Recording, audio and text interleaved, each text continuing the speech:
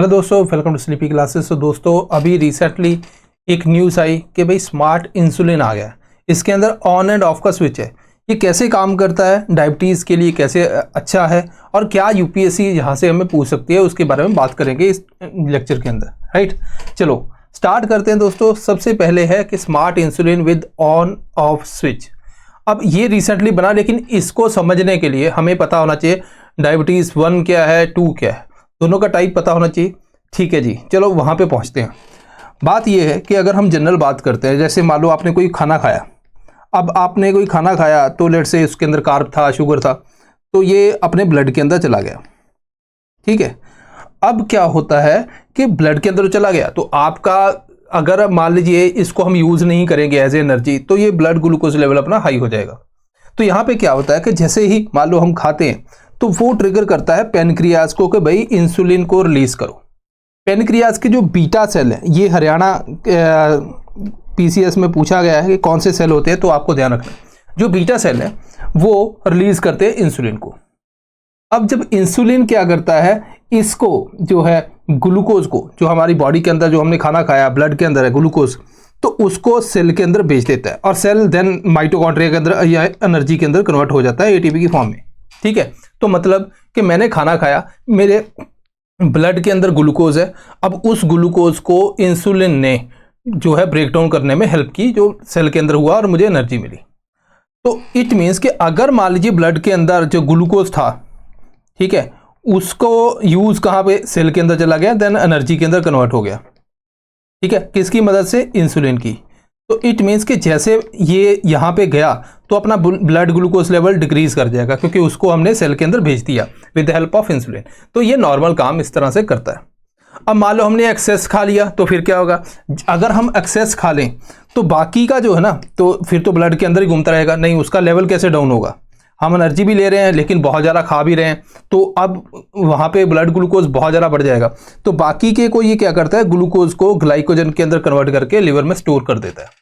ठीक है, अब ये तो हो गया नॉर्मल काम, मतलब दो काम हुए, खाना खाया, ब्लड ग्लूकोज आया, एक तो एनर्जी की फॉर्म में यूज़ हो गया, दूसरा स्टोर कर लिया कि फ्यूचर में काम आएगा। अब फ्यूचर का टाइम आ गया, आप रनिंग वगैरह कर रहे हो, बहुत ज़्यादा आपने कुछ खाया नहीं, तो आपकी क्या है कि ग्लूकोज जो था वो डिप्लीट हो गया। अब ये क्या करता है, फिर वही पेनक्रियाज जो है ना, अल्फा सेल ग्लूकागॉन को रिलीज करते हैं। ये ग्लूकागॉन क्या करते हैं, आपका जो स्टोर ग्लाइकोजन था उसको ग्लूकोज के अंदर कन्वर्ट करते हैं एंड देन ब्लड के अंदर भेज देते हैं, तो लेवल अपना फिर नॉर्मल आ जाता है।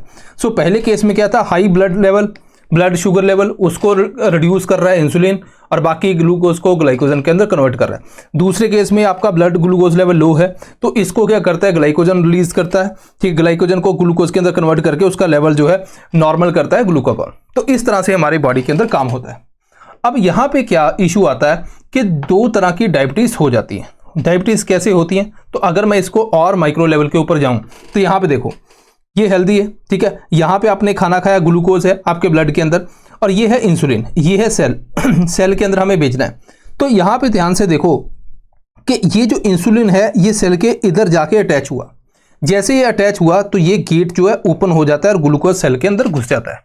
ठीक है, मतलब जैसे आप चाबी लगाते हो तो लॉक खुलता है, दरवाजा खुलता है, तो आप अंदर जाते हो। सिमिलरली अगर मान लो यहाँ पे जो सेल का रिसेप्टर है, यहाँ पे ये जो इंसुलिन अगर नहीं अटैच होगा तो ग्लूकोज अंदर नहीं जा पाएगा। क्यों? क्योंकि ये गेट ही नहीं खुलेगा। तो ये गेट खुलता तब है जब यहाँ पे ये अटैच होता है, तो देन ये ग्लूकोज अंदर जाता है नॉर्मली। अब यहाँ पे टाइप 1 डायबिटीज़ के अंदर क्या होता है कि इंसुलिन जो है, जो अपनी पेनक्रियास है, वो इंसुलिन को प्रोड्यूस नहीं कर पाती। तो अब यहाँ पे देखो ग्लूकोज तो पहुंच गया, अब ग्लूकोज को अंदर घुसने के लिए गेट खोलना चाहिए। अब गेट नहीं खुल रहा, क्यों? क्योंकि यहाँ से इंसुलिन यहाँ पे जाके अटैच ही नहीं हो रहा। अगर ये अटैच नहीं होगा तो ये ओपन नहीं होगा, ओपन नहीं होगा तो यहाँ पे ग्लूकोज जो है सेल के अंदर नहीं जाएगा। ठीक है, अब इस केस में क्या करते हैं, हम इंसुलिन का इंजेक्शन देते हैं। ठीक है, इंसुलिन का इंजेक्शन दिया तो इंसुलिन यहाँ पे अटैच हो गया और ये गेट खुल गया, ग्लूकोज अंदर चला गया। इस तरह से काम करता है टाइप 1 के अंदर। ये ज़्यादातर चाइल्ड बच्चे को होता है। दूसरा आता है टाइप 2। टाइप 2 आपने देखा होगा, पेरेंट्स को हो गया है ना, तो वहाँ पे ये ज़्यादा होता है। अब टाइप 2 के अंदर क्या हो रहा है, टाइप 2 के अंदर स्टार्टिंग में अगर हम देखें, जैसे मान लो आपने खाना खाया, बहुत ज़्यादा खाना खा रहे हो, मतलब पहले आप जो है शुगर काफ़ी ज़्यादा कंज्यूम करते हो, तो पहले स्टार्टिंग में क्या होगा, इंसुलिन रिलीज होगा, वो सेल के पास भेज देगा, बाकी लिवर में स्टोर होगी। धीरे धीरे क्या होता है कि इंसुलिन जो है ना वो मतलब ऐसा समझो कि जैसे हमारे घर के बाहर जो है ना सामान बेचने कोई आता है तो क्या होता है कि वो बेल बजाता है, तो हमें बोलता है कि ये सामान है ले लो, तो हम कहते हैं कि चलो थोड़ा सा ले लेते हैं।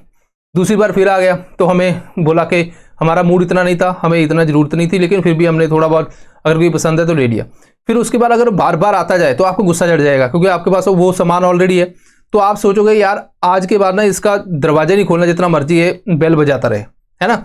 तो फिर उसके बाद क्या होता है, धीरे धीरे आपको रिक्वायर्ड है, ठीक है, तब भी आप दरवाजा नहीं खोलते। मतलब आपको गुस्सा चढ़ता है कि ये है ना, नफरत सी हो जाती है कि यार क्या बार बार इरिटेट करता है ना। एक बार बोल दिया अगर नहीं चाहिए तो नहीं चाहिए।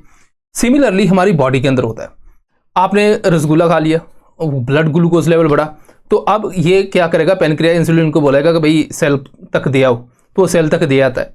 उसके बाद दोबारा फिर आपने खा लिया, आप अटेंड शादी पे चले गए, फिर वहाँ पे खा लिया, तो फिर इंसुलिन को भेजता है। धीरे धीरे सेल क्या करता है कि कहता है हाथ जोड़ देता है कि बस और नहीं, सेल कहता है मैं मर जाऊंगा लेकिन इससे जो है वो सामान नहीं लूंगा। तो वहाँ पे क्या होता है, इंसुलिन रेजिस्टेंस, कि सेल रिस्पॉन्ड नहीं कर रहा, ठीक है। अब इंसुलिन आ रहा है, ठीक है, आपने ग्लूकोज है, इंसुलिन है, लेकिन सेल यहाँ पे ना रिस्पॉन्ड नहीं करता, सेल कहता है मुझे नहीं चाहिए।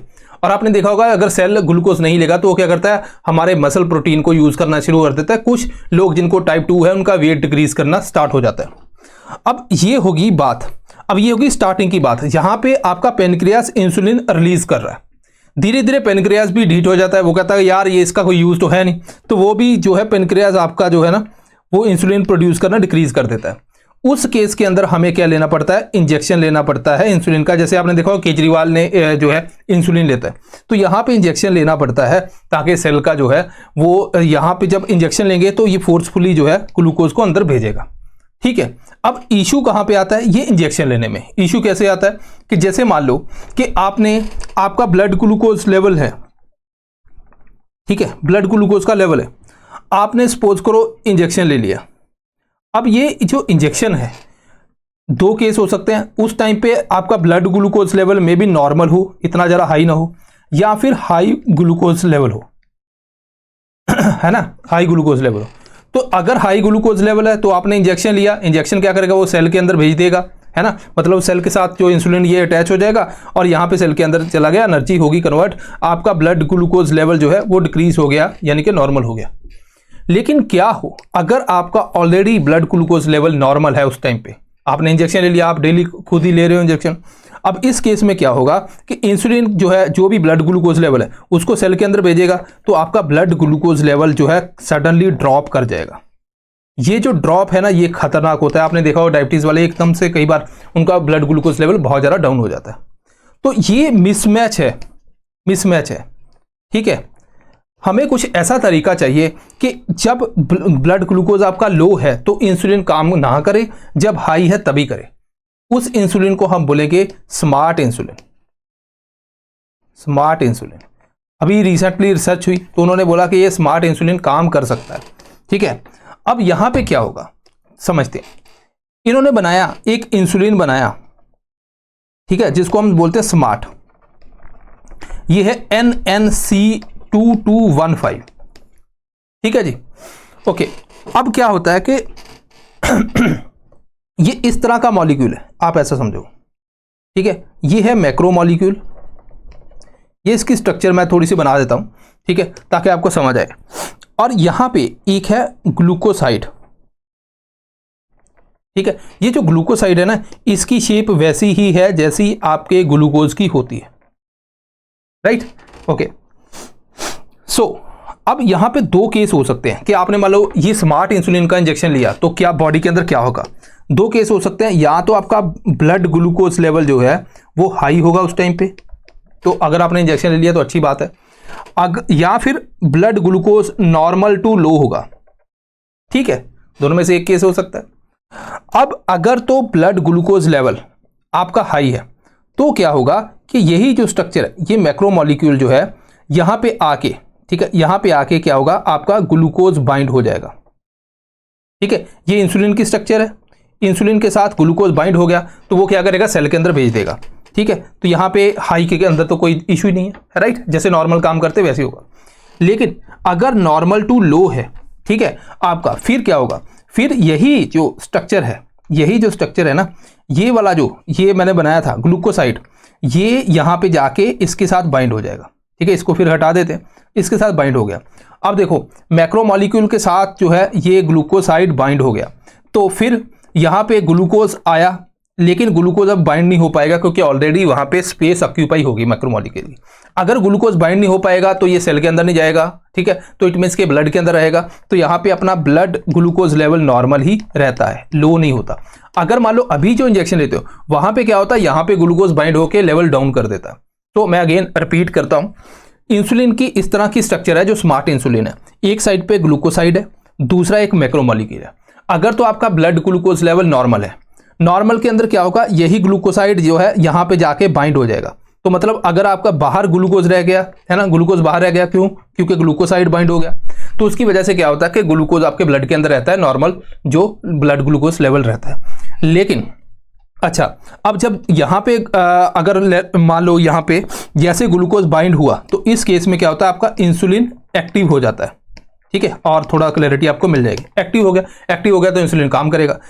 लेकिन अगर आपका ब्लड ग्लूकोज लेवल नॉर्मल है, यहाँ पे ग्लूकोसाइड बाइंड हुआ, जैसे ही बाइंड हुआ तो आपका जो ये इंसुलिन है ना, इंसुलिन जो है वो इनएक्टिव हो जाएगा, इंसुलिन आपका काम नहीं करेगा। सो अगर नॉर्मल ब्लड है तो ब्लड ग्लूकोज है तो वहाँ पे इंसुलिन काम ही नहीं करेगा। ठीक है, तो इट मीन्स कि वो नॉर्मल रहेगा। अगर आपका हाई ब्लड ग्लूकोज है तो वहाँ पे इंसुलिन काम करेगा। तो ये है बेसिकली स्मार्ट के अंदर। नॉर्मल के अंदर क्या होता है, चाहे आपका हाई या लो है, वो वहाँ पे ग्लूकोज को उठा के सेल के अंदर भेज देता है। तो यही डिफरेंस है जो हमें जानना है। अब यूपीएससी क्या पूछेगा, यूपीएससी देखो यहाँ पे आपको टाइप 1 टाइप 2 के बीच में डिफरेंस जो है वो आपको पता होना चाहिए। दोनों ज्यादातर चाइल्ड के अंदर जो है टाइप 1 होता है, टाइप 2 के अंदर स्टार्टिंग के अंदर इंसुलिन बनता रहता है, लेकिन विद द टाइम वो भी डिक्रीज हो जाता है, तो हमें उस टाइम पे फिर इंजेक्शन लेना पड़ता है। नॉर्मली क्या होता है कि जैसे मान लो स्टार्टिंग के अंदर जो टाइप 2 डायबिटीज है, तो वहां पे वो बोलते हैं कि डाइट को कंट्रोल करो, डाइट को कंट्रोल करोगे तो हम शुगर कम खाएंगे, तो फिर वो धीरे धीरे ठीक हो जाता है। लेकिन अगर ज्यादा है देन आपको जो है इंसुलिन इंजेक्शन लेना पड़ेगा। ठीक है दोस्तों, ये है दोनों के बीच में डिफरेंस भी है। अगर पेरेंट्स जो हिस्ट्री है, हिस्ट्री अगर मेडिकल हिस्ट्री को देखें तो अगर पेरेंट्स को है तो बच्चे को होने का ज़्यादा चांसेस रहते हैं, इवन सिबलिंग को भी होने के चांसेस रहते हैं। और टाइप 1 टाइप 2 दोनों के अंदर हमने कुछ जीन ढूंढे हैं कि मतलब जेनेटिकली ये रिलेटेड है। ठीक है दोस्तों, तो ये है दोस्तों। इसके अलावा जो टेस्ट सीरीज़ है, मैं हमेशा बोलता हूं कि बहुत ज़्यादा इंपॉर्टेंट है, चाहे आप कहीं से भी करो, लेकिन स्लीपी क्लासेस की जो टेस्ट सीरीज़ है वो इस बार फैकल्टी खुद बना रहा है। तो हर जो फैकल्टी को आप यूट्यूब पे देखते हो, जो आपको अच्छा लगता है वही उस सब्जेक्ट के क्वेश्चन बना रहा है। तो ये इसलिए किया गया कि अदरवाइज वो काफ़ी ज़्यादा इशू होता, क्वालिटी और ये सारी चीज़ें मेंटेन नहीं रहती। तो ये आपको 5500 के अंदर मिलेगी, बहुत ही कम प्राइस है इसका। ठीक है, तो आप चाहो तो इसको ज्वाइन कर सकते हो। 31 टेस्ट हैं दोस्तों, आपके सेक्शनल टेस्ट हैं, फुल लेंथ टेस्ट हैं, तो आप ज्वाइन कर सकते हो इस नंबर पे कॉल करके या आप साइट पे विजिट करके। सो दिस इज ऑल, मिलते हैं next time. Thank you very much.